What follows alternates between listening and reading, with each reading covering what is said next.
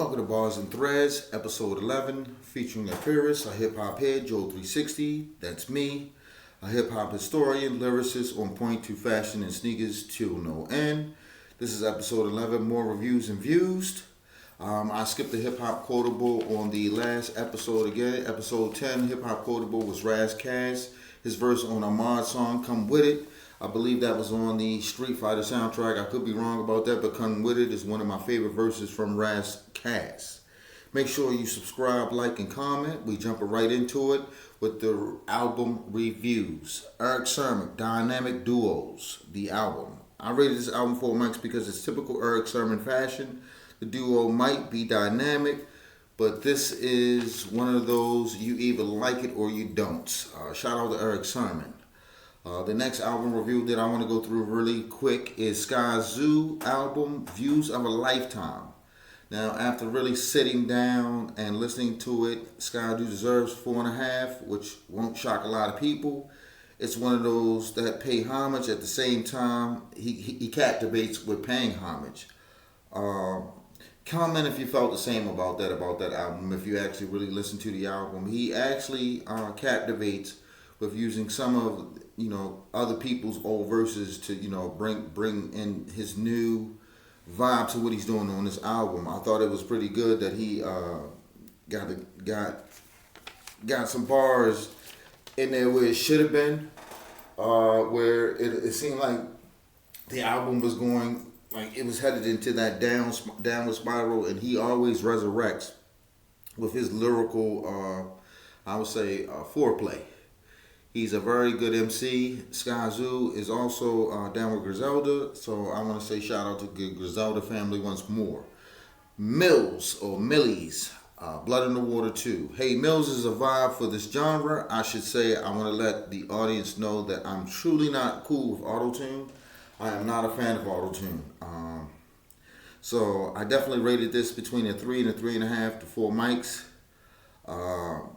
Lyrically, in some points, I felt like it could have been better. But again, with auto-tune, when you use any auto-tune on the album, when I'm rating these albums and I gotta listen to any part of that, that's an automatic skip. It doesn't matter if you have some lyrical content on there. The auto-tune kind of just drives me left. I mean, I'm just not one of those people who want to sit down and listen to a lot of auto-tunes. Not knocking it, but it just seems like every new artist feels like if they don't have auto-tune somewhere in their music, it's just not a vibe. So I'm not knocking it. I'm just saying that would have caused him to even have better reviews on this album, because I'm a lyrical person, and this show is called Bars and Threads. But in this particular instance, I have to actually look at what it sounds like, and it sounds like a younger generation album. And I want to say Mills is probably a great MC. He was signed by Jadakiss, but I'm gonna get, like I said, I'm gonna give this one 3.5 to 4 mics. The next one is The Game, Gangsta Grills. Every movie needs a trailer. Now, if you know what I'm about to say, I'm gonna say this. This is pure lyrical entertainment. I gave him 4.5 bars. The Game still does what The Game does best. During this Gangsta Grills resurrected a great conversation for lyrical talk, and what he still feels in his sensitivity of what he deserves as an MC. And I want to give a shout out to The Game, because he is a standout from G Unit besides 50 Cent and Lloyd Banks. He does make good quality music. All depends on what producers he's working with. So again, shout out to The Game. All right, there's another artist I want to talk about, and he has his own podcast, sports podcast called It Is What It Is. But he used to also be a former member of Dipset. His name is Cameron, and he's came out with something called the Best of Cameron Freestyles. He's got volume 1 through 4. We miss a lot of these classic freestyles. Thanks for the re-release and the new ones, because you released 4 volumes. I can't rate this legendary or iconic piece of work at all, because I mean, it's just freestyles from back in the day. Some freestyles that some of us really truly miss. So I'm not gonna rate this album, because it's just one of those things where if it was on the album at the time, or if the verse was used before, I don't know. It's just classic freestyle. Some of them freestyles that, from that classic mixtape area with G-Unit and Dipset and the Locks and everybody else was just going hard on mixtapes on those freestyles and all kinds of things like that. So shout out to Cam for releasing 4 volumes. All right, the hip hop quotable for this particular episode is Big L Put It On, already on the Instagram page, which y'all thought I wasn't going to get around to it, but I did. So please subscribe, like, and comment. Rome Streets is another MC that I was waiting to review because I felt like there was so much to say about Rome Streets, and I'm going to start with the new album that he has now, a conductor-produced album, Trains Potting. I rated this album 4.5 mics, but he's got so many other albums that, kind of pointed me in the direction of his lyrical content, and that was Half on Garden Hold Up, and after Coupe de Grace.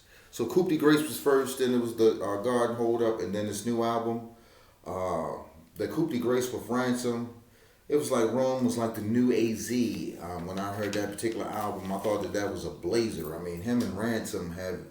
When I heard that album, it just reminded me of like a time where you heard Nas and AZ with The Firm.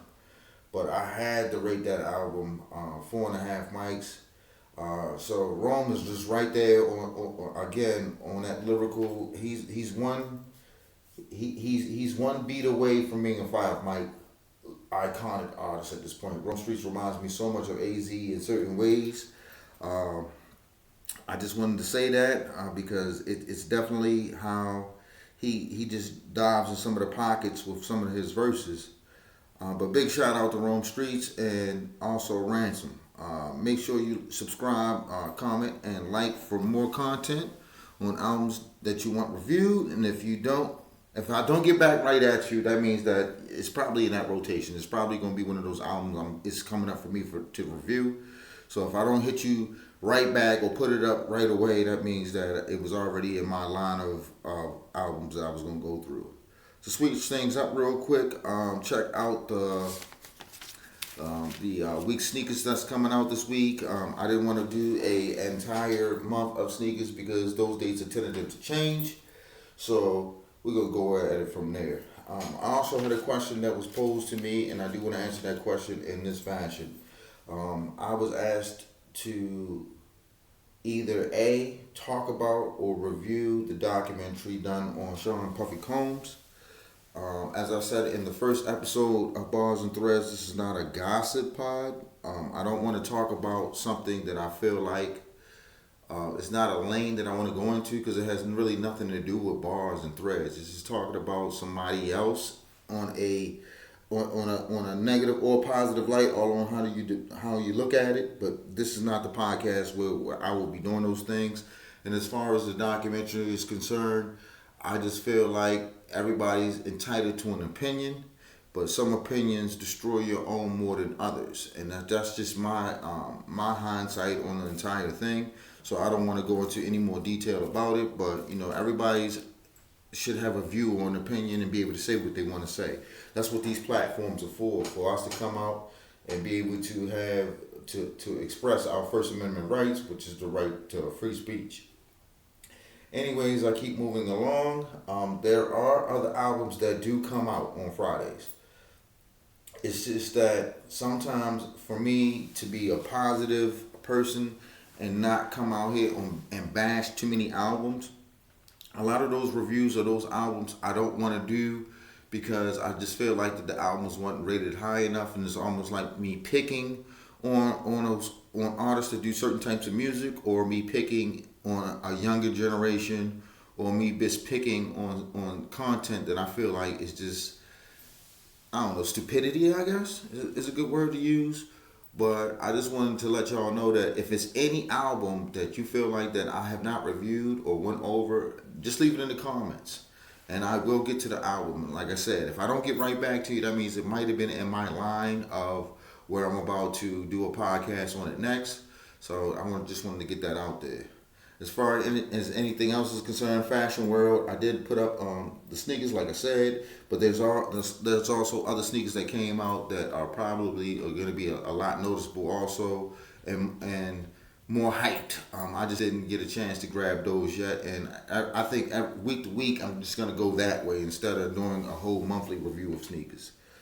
Is there anything else here? If you didn't check out that new Supreme drop, is crazy. I mean, they've just been blowing it up, and I'm only saying that because every time I turn around, I see the movement that Supreme is making over other brands, and I'm not knocking any other brands or whatever, but that's one of my go-to brands. You see, I got it on right now. It's one of my go-to brands, but I don't have too much more information for you. The next episode 12, will be more reviews of albums.